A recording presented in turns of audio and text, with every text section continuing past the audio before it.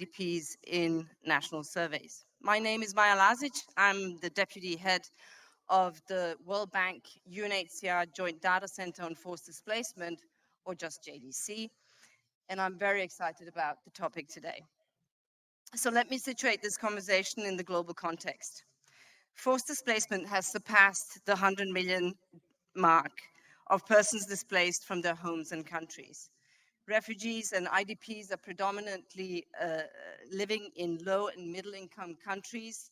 A large proportion of this population has lingered in displacement for years, if not for decades, and often living outside of the national system.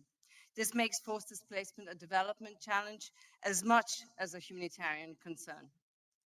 Many host governments are rising to this challenge with inclusive policies that provide this vulnerable population with access to health, education, and other essential services. The need to step up efforts to address forced displacement through development cooperation is evident. In 2015, the SDGs were adopted with a clear message of leaving no one behind. The Global Compact on Refugees followed in 2018, underscoring development cooperation and inclusive national policies as key elements to increase protection of the forcibly displaced in the developing world. Recently, we have also welcomed the UN Secretary General's Action Agenda on Internal Displacement with a similar ambition.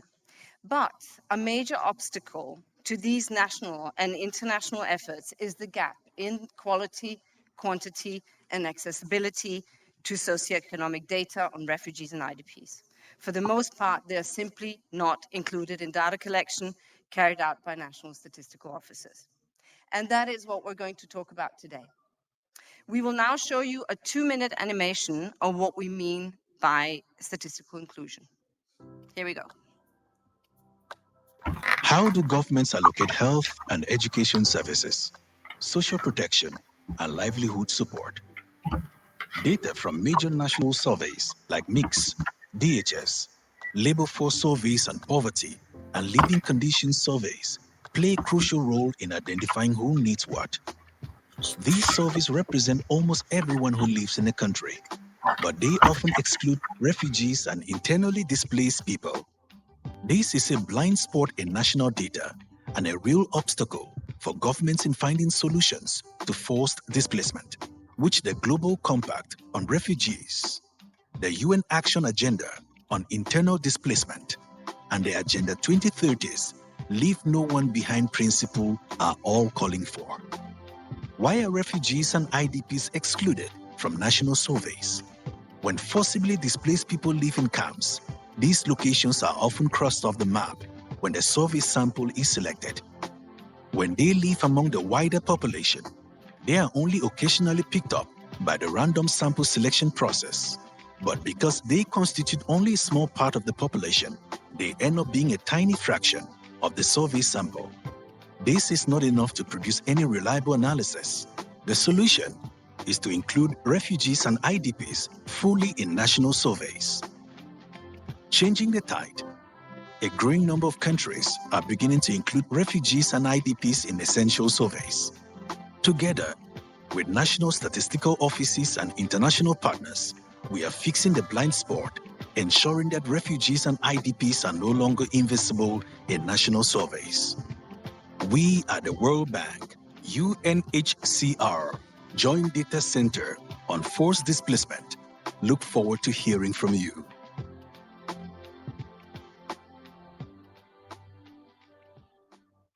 Excellent. Thank you for your attention to this animation. I hope it was informative. Moving now to where the action and the opportunities are. The international recommendations on refugee and IDP statistics, as endorsed by the UN Statistical Commission, call for national leadership to take up data production, in forced displacement, and the recommendations also provide guidance to this effect. The gold standard, in our view, is to include refugees and IDPs in national survey work, such as multiple indicator cluster surveys, the demographic health survey, the labor force surveys, the poverty and living conditions surveys. A small but growing number of national statistical offices are doing this already, providing their governments with invaluable insights to manage and respond to forced displacement in their countries. Some early successes are inclusion in the Demographic Health Survey in Uganda, the mix in Georgia and Lebanon, and quite a few in national poverty surveys in countries such as Chad, Uganda, Ethiopia, Niger, Iraq, and the Central African Republic. And JDC is a proud supporter of many of the pioneering national statistical offices. We offer technical expertise and funding, working in close coordination with other actors involved in these programs, such as UNICEF, the World Bank, and USA, to mention a few. A key focus of ours is, in this regard, on capacity building. National statistical offices in countries affected by displacement often require institutional and system-wide development. And for this, the JDC wants to join forces with other actors to secure long-term financing, financial investments, but also learning and technical support to those that need it. And as civil servants, it is upon us to serve up the best possible data and evidence for government representatives and stakeholders to be able to make well-informed decisions, to allow for policies and development programs that provide for better protection through inclusion in national systems or solutions to displacement. And it all starts with knowing the socio-economic status of the forcibly displaced, be it income, be it education indicators, health, skills, employment, and other indicators. And then for policymakers to take this information and use it. For that to happen, the data must be presented in a way that makes sense to policymakers and practitioners. If we do all of that, we have done what is expected of us and what we owe 103 million forcibly displaced in the world, who had to flee violence, persecution, and who live in the margins of our societies. I therefore would like to end with a call to action. The second Global Refugee Forum will be held in December 2023 in Geneva, where governments, development, and humanitarian actors will be coming together to discuss the progress, but also the next steps towards better protection of refugees and support to host countries. This is an opportunity for a critical mass of key stakeholders to champion the inclusion of forcibly displaced in national statistics by showcasing the results and impact from countries who are already doing it, and by increasing commitments and pledges to statistical inclusion. So please join us in making that a reality. Thank you very much.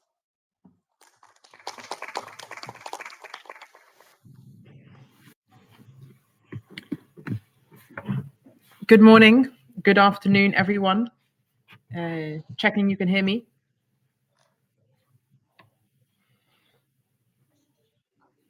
I hope you can hear me. I'll continue. Good morning, good afternoon, everyone. Good evening to some online. To introduce myself briefly, my name is Natalia Bal, and I'm the head of the Secretariat of the Expert Group on Refugee, IDP, and Statelessness Statistics that Maya briefly mentioned, an expert group that's set up under the auspices of the UN Statistical Commission. We have heard in the video and from Maya's intervention the reasons why statistical inclusion of refugees and IDPs is so important, and I don't want to repeat what has already been so well articulated. Instead, through my brief contribution in this session today, I'd like to complement this call to action in two ways. Firstly, contextualizing it in the current discussions around strengthening data for development, a topic of the whole data forum that we're all attending and participating in, alongside global commitments to improve data on forced displacement. And second, highlighting the role of EGRISS, the expert group that I'm representing here as head of the Secretariat, which aims to bring stakeholders together to achieve this common goal. So I'll speak briefly about these 2 points.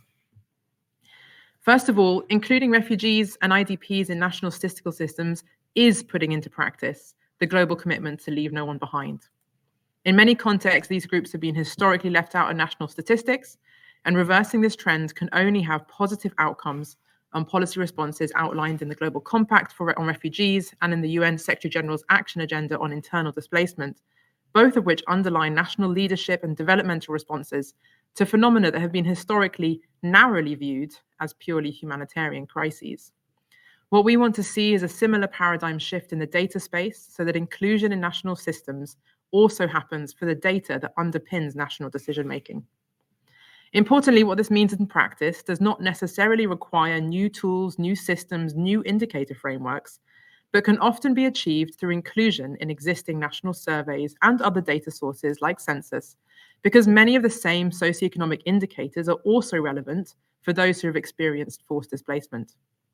With careful attention to sampling approaches, with small adjustments to questionnaires to facilitate, for example, identification of specific population groups within the sample, a wealth of data that is comparable to the general population can be produced. Other areas of innovation and development data space that are the topic and the focus of so many other sessions in this forum's very rich agenda, such as improved use of administrative data sources, citizen-generated data, alternative data sources. I don't mean to imply these are less important. They're of course critical and complementary, but there's no substitute for bringing vulnerable populations into the backbone of our national statistics. The second thought I want to share with you today, or point I'd like to bring to the conversation, is to share a little bit more about the expert group that I have the pleasure to coordinate. I'm here today representing a group that currently includes 55 countries, largely represented by their national statistical offices, alongside 35 different international and regional organizations, all of whom support this agenda implicitly. They see its value and are working together in different capacities to operationalize it in practice. Although EGRISS was initially established back in 2016 to develop normative guidance, international statistical standards, and recommendations for refugees, internally displaced persons, and stateless persons, now we've achieved those initial goals. Now those have been developed and endorsed by the UN Statistical Commission. Our members are working together to advance their implementation at country level. This is another way of saying that we're working together to improve official statistics on these three groups, primarily through inclusion in national systems and surveys. All of the countries and organizations represented in today's session are already part of this effort. And for others present today who would like to join, please feel free to be in contact. What we do as a group in the areas of capacity development, advocacy, technical support, and many others is very much led by the regional and national priorities of our members and the opportunities identified for inclusion therein. We also believe in the impact of sharing experiences and lessons learned and regularly provide platforms for NSOs and others to do just that. To close, I'm happy to be able to join you today. I'm sorry I can only join you remotely for this conversation today, and look forward to hearing from the experts on the panel and for those contributions through the mentee, of course, on the challenges and opportunities presented by this important topic. Thank you very much for giving me the time to speak this morning, and I'll hand over to our moderator for the panel, Tarek Abujabaki. Thank you. Thank you very much, Natalia and Maya, and welcome everybody. And may I invite our panelists as well to join me up there as we take our seats. Let me take perhaps one seat here, and we need one more chair because Felix is also going to join us.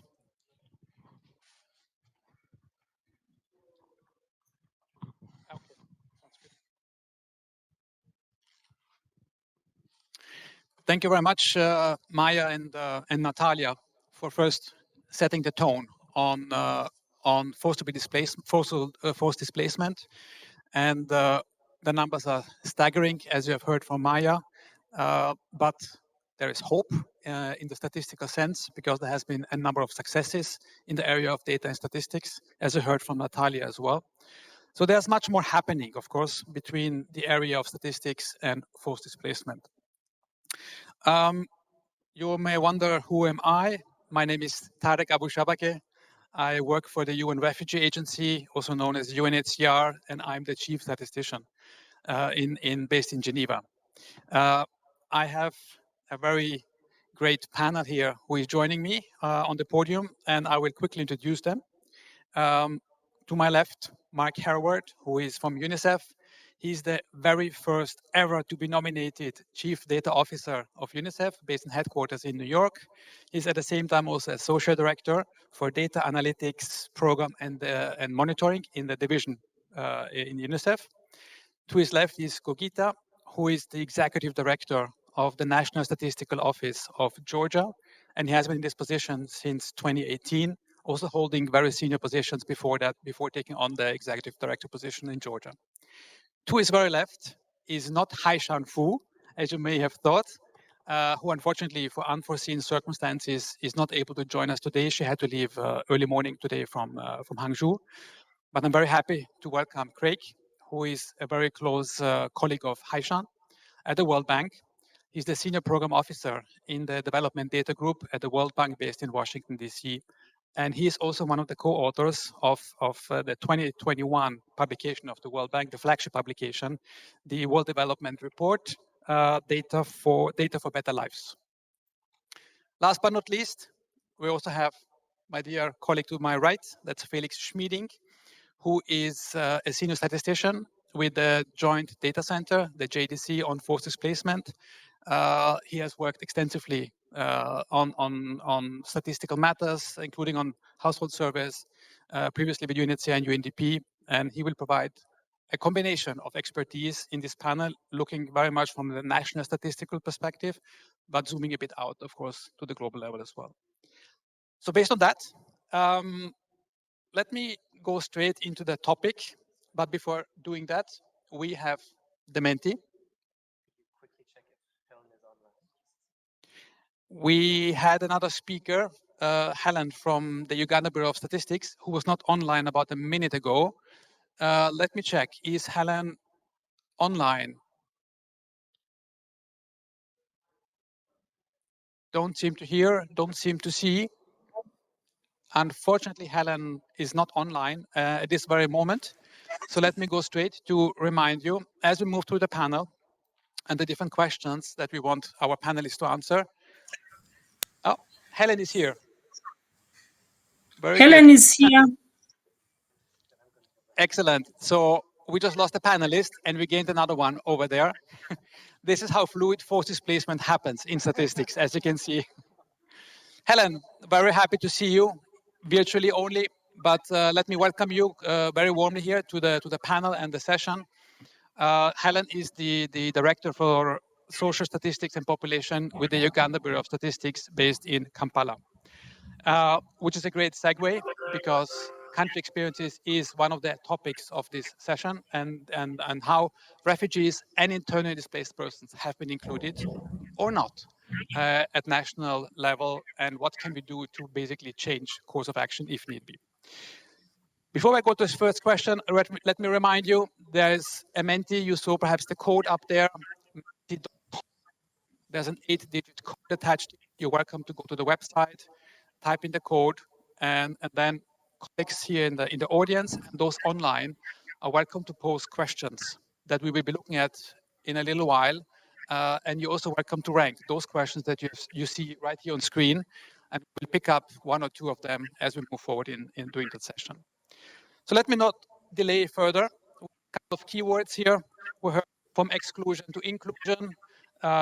We heard if there's a will, basically, then there's a way at national level. Of the expert group on refugee, IDP and statelessness, and we heard call for action. And last but not least, the expression gold standard. And we're going to go into some of those topics in further detail. Let me start with a national perspective, and I'm very happy perhaps to give the floor first to Gogita, and he can share with us a bit his experience, and in the case of Georgia, what has been the experience of the National Statistical Office, and we'd like to hear in particular what challenges, and those challenges could of course be technical in nature, sampling, etc., that you have to overcome, or rather your institution have to overcome, to include refugees and internally displaced persons in national service in Georgia. And if there were any challenges, of course, how did you overcome them, of course? We'd like to hear from your experience in this case. Over to you. Thank you.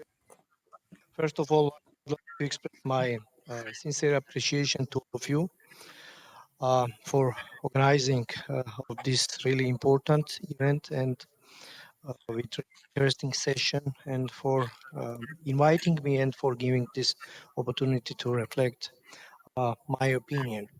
So in Georgia, there are different kind of sources for IDPs and refugee statistics. Those are population census, national surveys, and administrative sources. Perhaps all of us agreed that IDPs and refugees are very difficult to locate and sample because they are very frequently moving. That's why in Georgia we conduct regular basis actualization survey, which includes the process when interviewers are visiting to each household and identify if individuals are still living at recorded address. And this gives us a possibility to include some issues about IDPs and to collect up-to-date information about IDPs and refugees.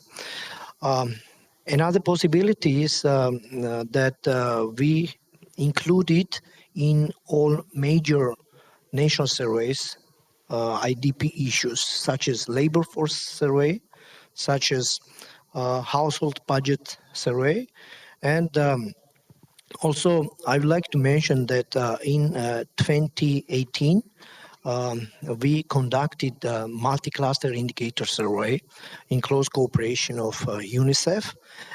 We drafted survey design to characterize IDPs and refugees persons. So, and we, during the process of stratification, we included additional strata, IDP, non-IDP, and that allows us gave us possibility to collect representative data by country level. Also, as I already mentioned, administrative sources can be considered as a source. Administrative data can be considered as a source for IDPs, but it may have some challenges because some persons may not be registered and they have undercoverage issues. Also, they have in some cases overcoverage problems because some persons are registered, but they go abroad from their country of residence. So what is the solution? We think there is a need to include these issues in regular national surveys. However, as international practice shows, there is a need also to pay particular attention to the administrative data sources, as high quality of statistical products can be derived by combining administrative data with survey results. Thank you very much, Gogita. First of all, congratulations for going the extra mile in including IDPs in that case in the mix, but also having the will to go the extra mile. I think at a national level, this is quite remarkable. And let me move straight to another example, that's Uganda. And I see Helen is online, very good. Uganda is one of the major refugee hosting countries in the world. It has a which is widely recognized, globally speaking, but the policy is often determined by data. And I want to hear from Helen. What has UBOS, the Uganda Bureau of Statistics, done in recent years? And what challenges have you as an institution faced in recent years with regard to the inclusion of refugees in national surveys? Have there been any challenges? And if yes, of course, what have they been and how have you overcome them? Helen, let me give you the floor to give us a bit of the Uganda perspective. Thank you very much. Ladies and gentlemen, I know it's good afternoon in China, it's good morning in Uganda. I'm glad to be with you to join you virtually. We are busy with the census preparations. I was unable to come. Straight to the point. Uganda has had quite a number of surveys. We started in 2018 when we conducted a survey on refugees. It was to inform policy and programming for refugees. We have a steering committee for the refugee response, whatever framework. And in that steering committee, which is a multi-institutional team, the Uganda Bureau of Statistics is represented at that level, basically to look at the coordination mechanisms in terms of data collection and mainstreaming the data into the national statistics system to improve administrative data, censuses, and surveys. Right now, we are preparing for the forthcoming census late this year. The team on forced displacement has been at the center stage. We are moving together in terms of reviewing the tools and ensuring that we incorporate all those issues. The issues of migration, the issues of statelessness have been included, and the issue of forced displacement and the issue of refugees. To take you back, in the 2018 survey, which we did, it was with World Bank. It was to do with the living standard methods, the socio-economic conditions in those areas and the host communities. We came up with a frame. We have looked at the refugees, the refugee camps, and we came up with a frame. And this frame now is helping us because we compiled it. We are using it to select a sample where we conduct the survey. We did that survey in 2018, and in the recently concluded Uganda Demographic and Health Survey, the 7th of its kind in the country, we had a survey for refugees exclusively. We did not change anything in the tools. We simply took everything in the for refugees, all the indicators, and we shall pick out only those which are relevant. And in the forthcoming census, I've mentioned that we are including refugees. We are also conducting our round of surveys for the living standard methods, which field work started in February, March, and it will end next year in February. It is supposed to be 12 months.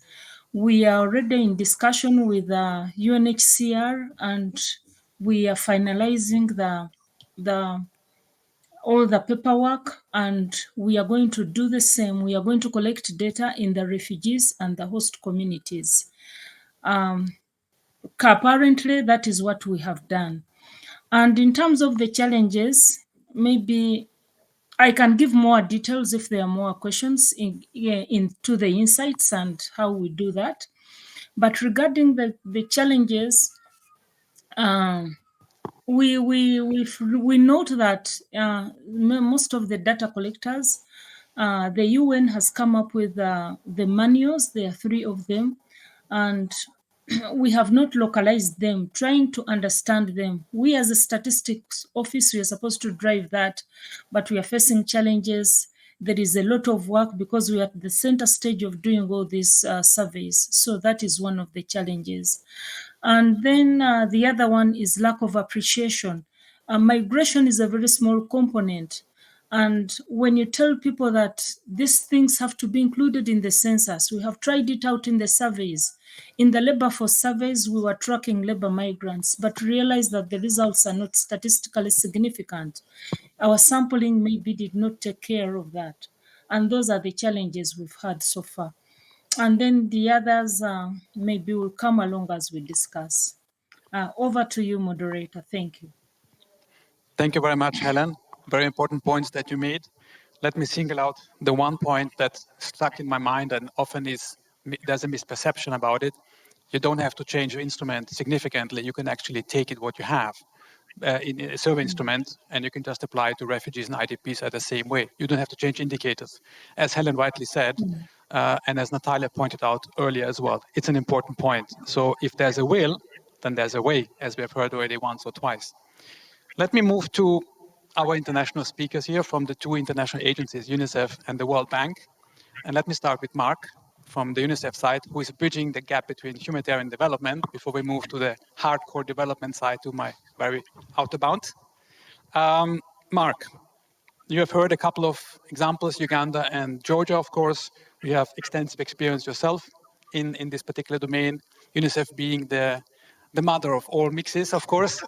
What any other challenges you can foresee for countries in the future, but also organizations like yours, that they may be facing when they want to include refugees or IDPs or both in national?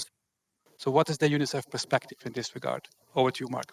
Thank you, and thank you all for being here and for especially forcibly displaced people. It's a really crucial group to be focusing on, and so it's interesting because we heard from Georgia and Uganda. What we didn't hear is the political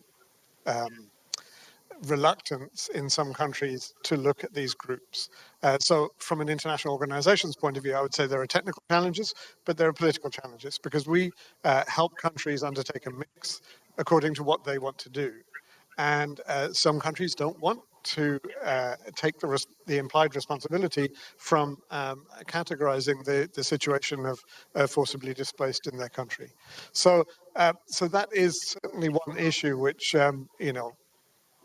we don't always talk about, but to me that's the number one, because if you have that commitment from the government, then you have the means to be able to overcome the technical and financial challenges that can come about from this. Financial because you will almost, if we're looking at a mix which incorporates a particular focus on the forcibly displaced, then you're looking usually at a much larger sampling size and some very complex sampling calculations, which costs money. And there will be some, as you were pointing out, almost all of the questions are the same, because that's the whole point of doing it, is to see how the situation is different for people in different situations. But there will be a few extra questions for the forcibly displaced on, firstly identifying them, but also, probably why they're here and how long they've been here and so on. So there is definitely a cost to this. And then there are technical issues. The technical issues, I would say, are the easiest. We know how to address those technical issues. They are certainly challenges, but technical we can do. Financial is a struggle. Political is outside of our control, I would say. Thank you very much, Mark. Very good for summarizing those different challenges, of course, from the international perspective. Let me go straight to Craig, and if you don't mind passing on the mic. Thanks very much. Craig, what's the World Bank's perspective? Having heard Georgia and Uganda, of course. Thank you, Tarek, and thank you for the invitation. And I apologize that I'm not Haishan. She very much wanted to be here with you today. And thank you. It's going to be difficult not to repeat, I think, some of the key challenges that have already been mentioned. But in principle, maybe I can dig into some of these challenges in a bit and talk a bit about what the World Bank is doing in anticipation of the next set of questions. So the World Bank has twin goals. It's eradicating poverty and boosting shared prosperity among the most vulnerable among us, which of course includes refugees and IDPs. And so this week, in fact, the World Bank has launched its World Development Report 2023, entitled Migrants, Refugees, and Societies. And it reinforces the key messages that we've been discussing and we've heard in the very elegantly put in the video and by our key panelists about the reality of the challenges that are being brought to bear and how invisible migrants, IDPs are in data that collected by countries.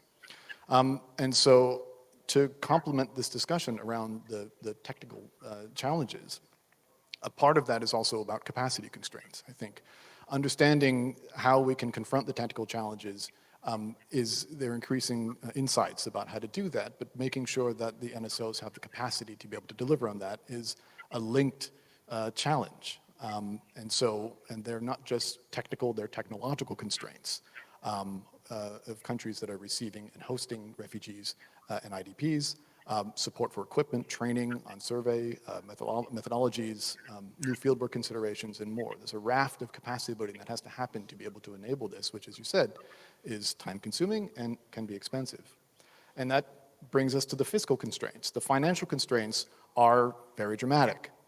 They're a major roadblock in this space, unfortunately. And resources must come from multilateral organizations, from bilaterals like the participants on this panel and partners in the audience, but they also have to come from the domestic revenue of the countries themselves, our country partners. And the reality is this space in particular is dramatically underfinanced.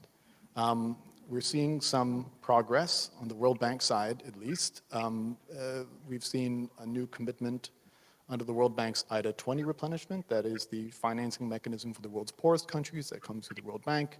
A recent announcement of a commitment to support refugees in host countries to the tune of about $2.4 billion between 2022 and 2025.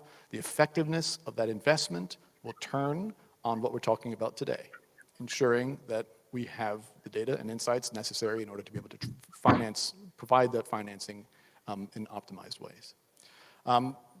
Of course, moving toward, to basically repeat what we've been discussing, moving toward systemic inclusion of refugees and IDPs in national surveys over time, which means doing more than including refugees and IDPs in cross-sectional surveys. We need to support re-interviewing over time in longitudinal surveys to yield crucial insights as well. So building them into the backbone of national surveys, yes. Longitudinal surveys to be able to build insights over time, likewise important. I'll stop there. Thanks very much, Craig. Very important aspects, of course, including the financial commitment from the IDA window, of course. Let me move a bit further now. We had a couple of examples. We had some challenges. We had some good practices in a way. But of course, everything depends on how the data is going to be used or has been used based after an extensive data collection exercise like a household survey. And let me first go to Helen in that case, go in reverse order. Helen, let me ask you a question about the use of this information that you collected through the household survey in Uganda on refugees in recent years. And can you kind of tell us a bit more of how it has been used? What impact did it have actually? Did it have any impact on policymakers, on decision-making at political level, et cetera, et cetera? Did it improve lives of refugees, et cetera? How has the data been used in the case of Uganda? Helen, over to you. Thank you very much. Well, I don't know whether I'm the best person to speak about this because that time when the survey was conducted as a bureau, I think the country was lacking real ground information to be able to move forward and come up with a comprehensive strategy on refugees in Uganda or the issue of forced displacement. I understand the refugee response team is a multi-stakeholder team. My colleague, Mr. James Mwonga, is the one representing the Bureau on this forum. What it has done, basically, the data is that I understand they have been, we are now in thematic areas, we are not doing sectors. When you look at the education sector, what are they supposed to do? So this information, it had socioeconomic information, it had income and expenditure for the households, and they were able to come up with welfare ranks and so on. So at the end of the day, we were able to have the programming done for the various sectors. If you look at the health came on board and they were able to come up with key implementation plans for the refugees. What are they supposed to do? Because this is a team. So even the other sectors, you talk about health, you talk about education, you talk about the Office of the Prime Minister itself, which is at the center stage. And this was able to feed into the current National Development Plan, which is ongoing. It really gave it the shape it needed. I may not give the details, but that is one of the key areas. Then the beauty with that is that when we go back, we are also able to measure because some of the questions might be similar. Like when we do the refugee survey for the Uganda National Household Survey, we'll be able to come up with more. So the DHS, we are right now doing the analysis and they are really waiting for the results, which we shall give them by the end of, that is June this year, because we are first finishing the national report and then we'll give them the a separate report on refugees. So I believe it will also be able to give them the midterm review in terms of the reporting for the National Development Plan. Thank you. Thank you very much, Helen. I'm glad to hear that it's such an extensive usage of the data, either in the past or going forward, including at highest political level, which is very important. So national ownership is an important factor when it comes to forced displacement and using the data for that purpose. Let me move to Gogita and the example of Georgia. What happened in a positive sense, hopefully, with the data in Georgia, and how has it been used? Has it been used for programming, planning, and policy making? Over to you. Thank you. Actually in Georgia, data produced by the National Statistics Office can be used by government for decision making and policy execution, because this data provide valuable insight for demographic characteristics, for living condition, health status, education level, and so on and so forth. Data produced by us is used by the government on one hand for housing policy to identify individuals who need houses, and on the another hand it can be used for to inform sound social protection policy, which is really important to reducing poverty, improving health, and reach certain level of education among IDPs and refugees. Also, this data is really important to demonstrate problems to international community, which is really important and essential to mobilize and allocate resources for IDPs, which is on another hand important and necessary for IDPs. So we statisticians in Georgia are intended to stimulate the use of this data for decision making and policy execution. As our one of priorities is to produce high quality statistics based on user needs, but on the other hand, our main goal is to disseminate it in more understandable and visually attractive manner. Thank you very much. You raise an important point with your last sentence, because very often data gets collected on refugees or IDPs, but for a variety of reasons doesn't get disseminated, including by national statistical offices. So you're making an important point that don't only collect it, but also disseminate it, because this is how you can inform policy and programming, of course. Before handing over again to our dear speakers, Mark and Craig, from a bit of a global perspective, let me remind you, in the upper hand corner, you see menti.com. There's an 8-digit code which you can enter on this website. You see already a couple of questions there. One, either you can add a question yourself after you have heard something through the panelists here, and something that may have inspired you in terms of question, or you're of course most welcome to vote on the ones that are currently already, that have been put forward already. And I see already a bit of traffic going up and down with people voting upwards and downwards. And we're going to go to those questions in a short while. But let me go first to, in this again time in reverse order perhaps, first to Craig and then to Mark. Craig, you've heard something about greater government ownership, of course, of data on refugees and IDPs, as we have seen in the two particular cases here. Now, how realistic do you think it's to more systematically include refugees or IDPs in survey programs that your organization, like the World Bank, basically oversee? And does the World Bank have any particular plans to go in this direction? Over to you. Thank you, Tark. And great question. So as a natural optimist, I'd say very realistic. I think the existence of the JDC, I think the new framework for scaled up investment that we're seeing in the 2023 World Development Report on this topic, I think this all combines with new efforts to be able to incentivize and motivate political will from our client countries to be able to do more. I think this is, and we've heard very heartening examples from our colleagues on the panel about what this looks like in practice. The World Bank has also been increasingly investing in providing additional technical support in this space, and I think we've also seen some very heartening progress across several client countries. A couple of examples, perhaps. The National Statistical Institute of Central African Republic has conducted its first ever harmonized household living conditions survey in 2020, which included IDPs. This means detailed information on household welfare to enable clear-eyed insights on poverty and equity to guide and target World Bank financing and domestic investments.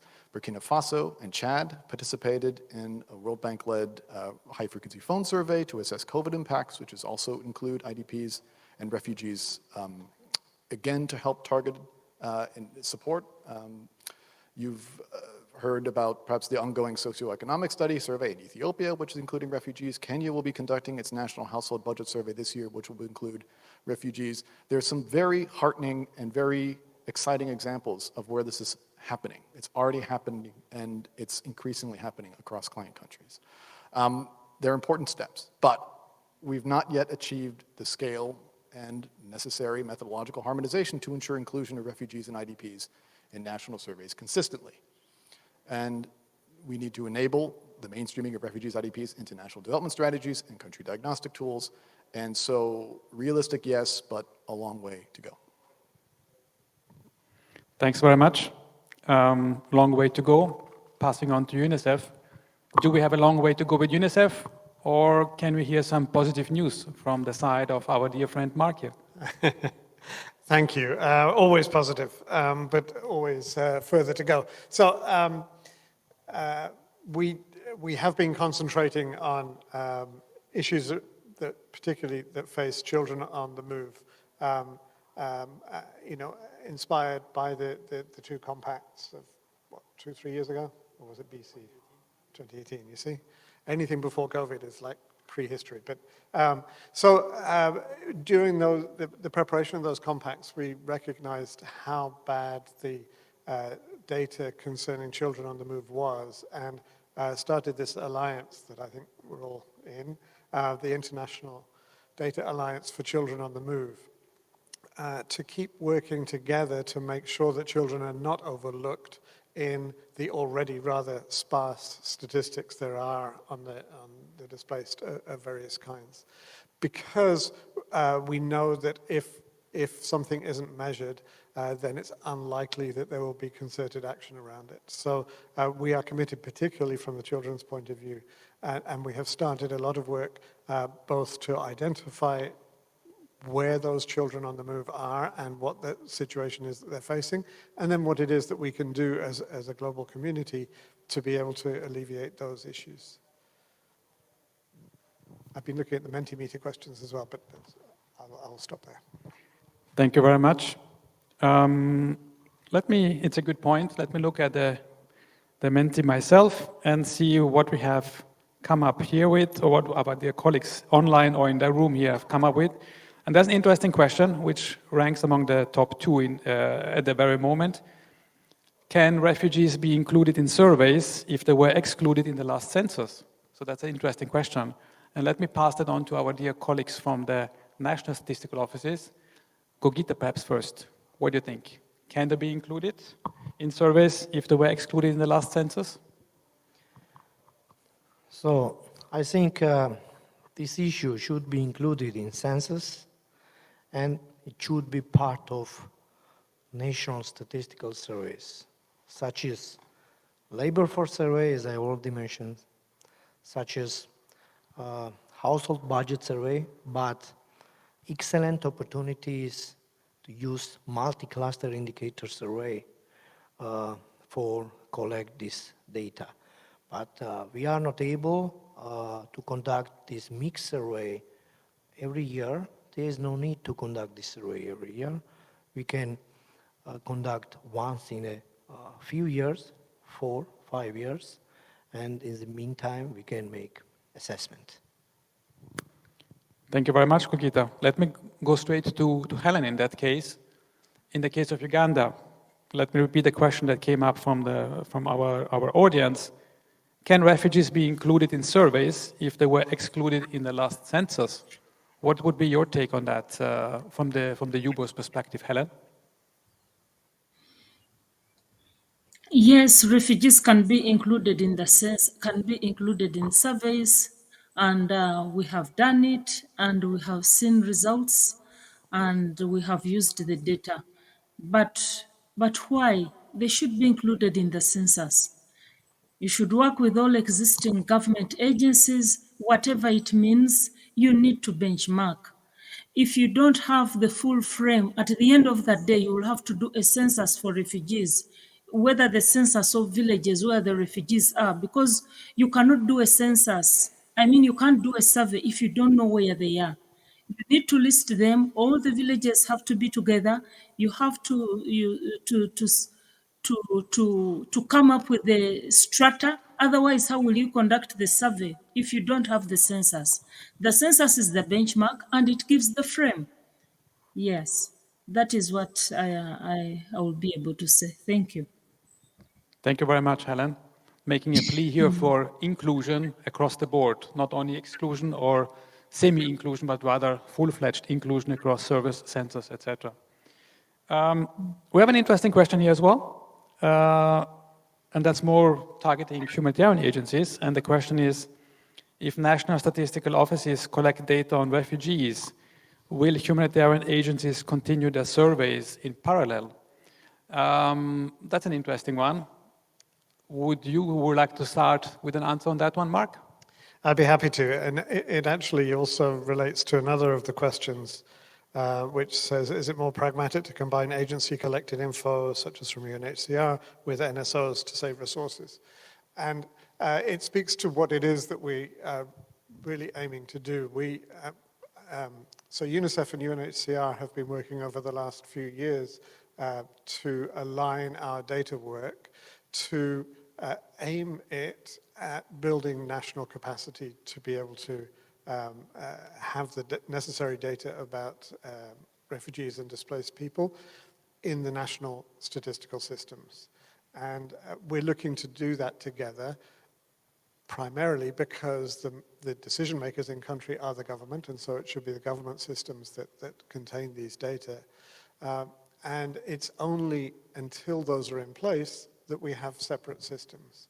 And so no in principle, let me just say, parenthesize it. In principle, of course, if there is a national system that's collecting the data, then we don't need to run a survey in parallel.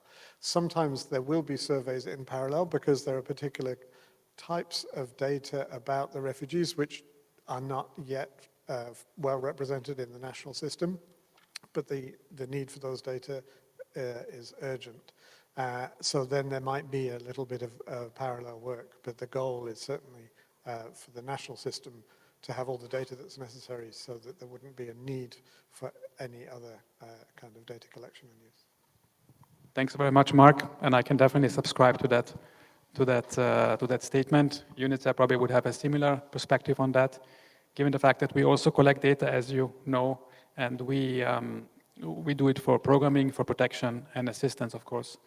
But eventually, it is national ownership that is the golden standard. And we are obviously all striving for that national ownership of data, including on refugees and internally displaced persons. I'm conscious of time, and I'm getting alarm signals from the back of the room by our fellow colleagues from the technical side to start wrapping up, because we are approaching the end of the session. However, we're not there yet by concluding that session. Let me do one more round, perhaps, of thoughts from our four panelists here. Now, you've heard something about two examples, how experience have been shared here by Georgia and Uganda, a bit the international perspective from the World Bank and UNICEF, of course, having worked on surveys and survey programs. But now, how can we work together as a community, and maybe a statistical community, or even beyond that, to make this, as Maya said before, a gold standard of inclusion of refugees and IDPs actually a reality? And so let me ask you a question. What are your key recommendations? And this is addressed to all four of you.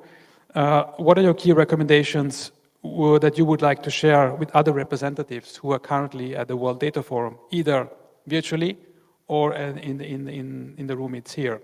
So let me perhaps start with Helen first.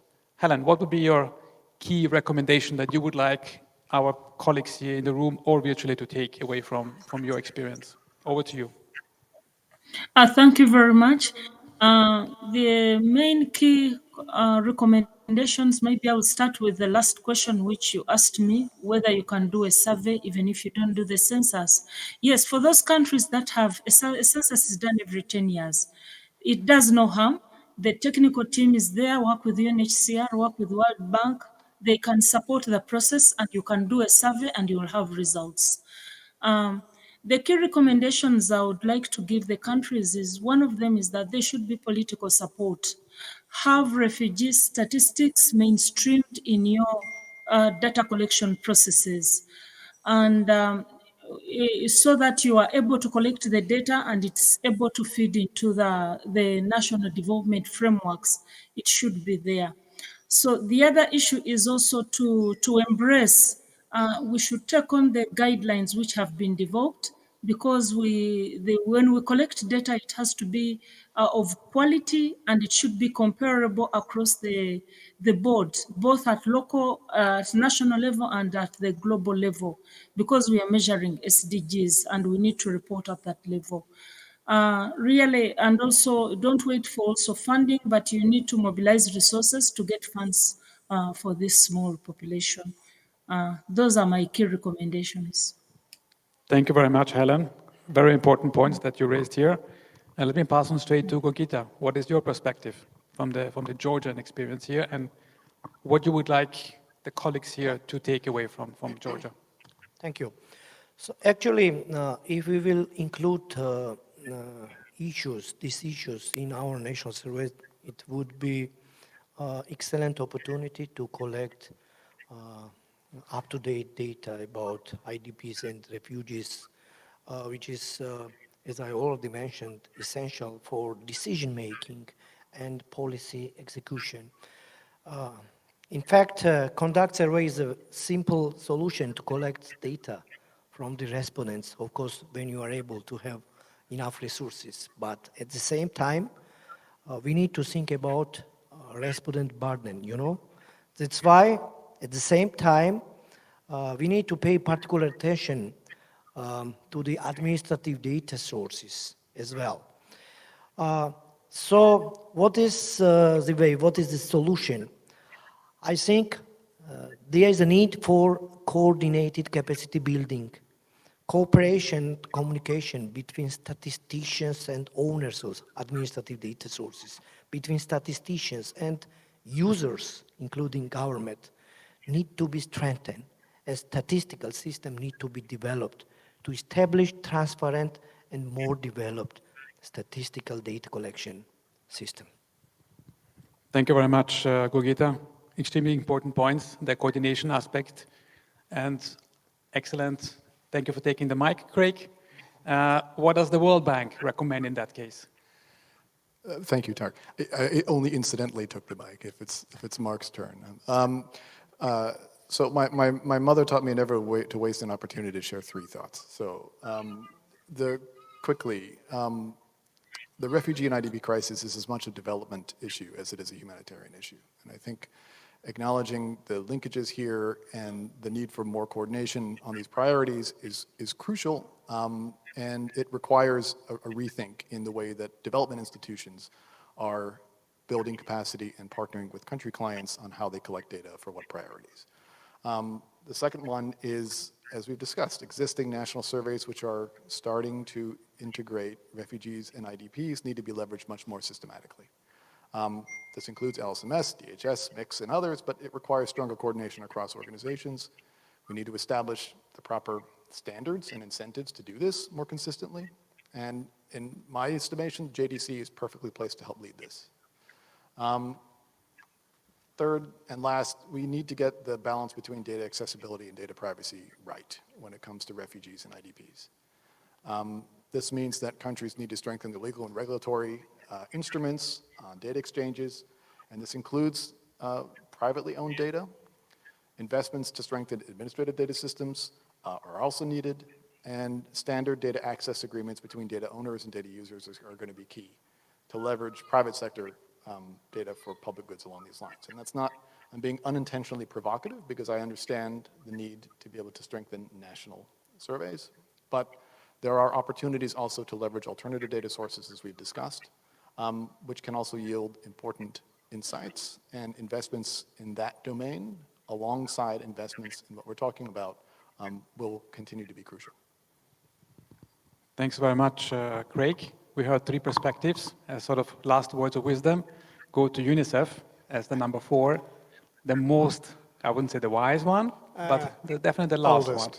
I wouldn't call it it's a wisdom that counts, right? Yeah, hopefully so. Okay, that's no pressure on me.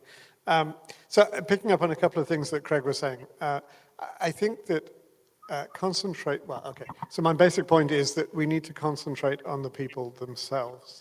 And once we start concentrating on the people, then we can start coordinating and breaking down barriers and breaking down silos, which otherwise might lead to disjointed action. Now coming to pick up on one of the things Greg was saying is that there is this artificial divide between development and humanitarian or emergency response, which comes really just from the way that we think and the way that we get funded some of the time.